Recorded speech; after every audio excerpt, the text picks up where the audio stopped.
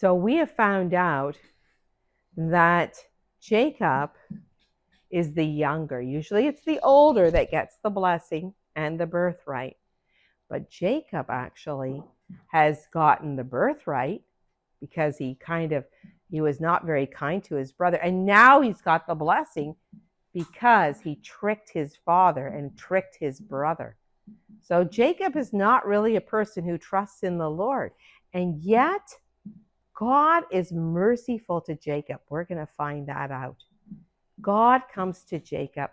So, boys and girls, when Esau, remember he said, "Oh, Father, don't you have another blessing?"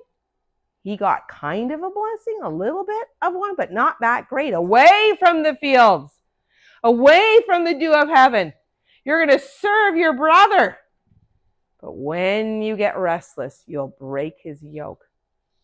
Well, when Esau went out of that tent, he said, "My dad's old.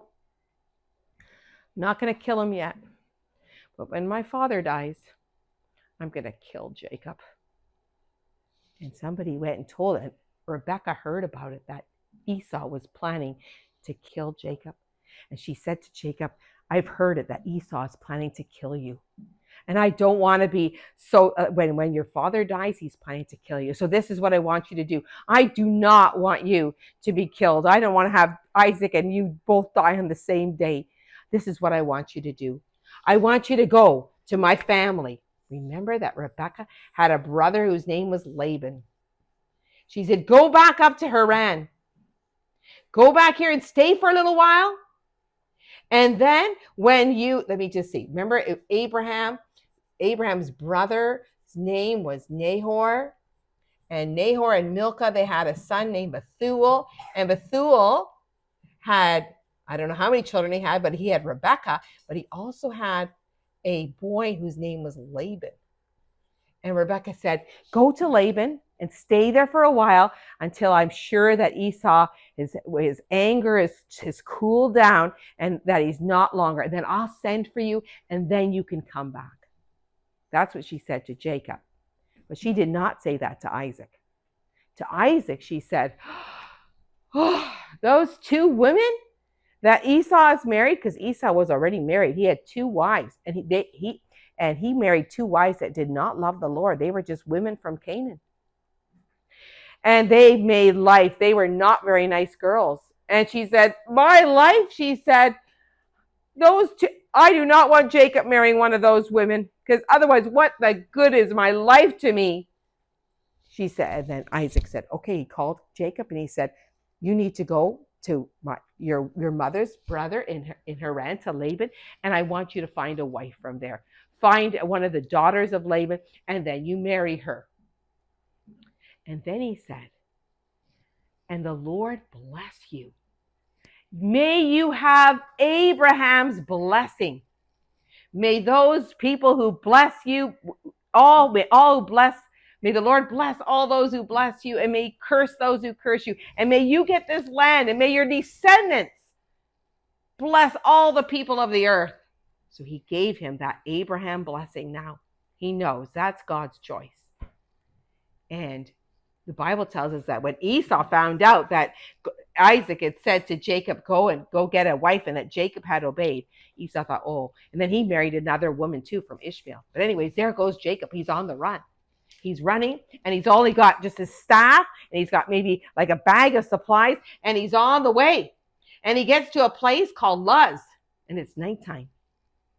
And so he thinks, I better lay down because I can't go any further. It's just too tricky.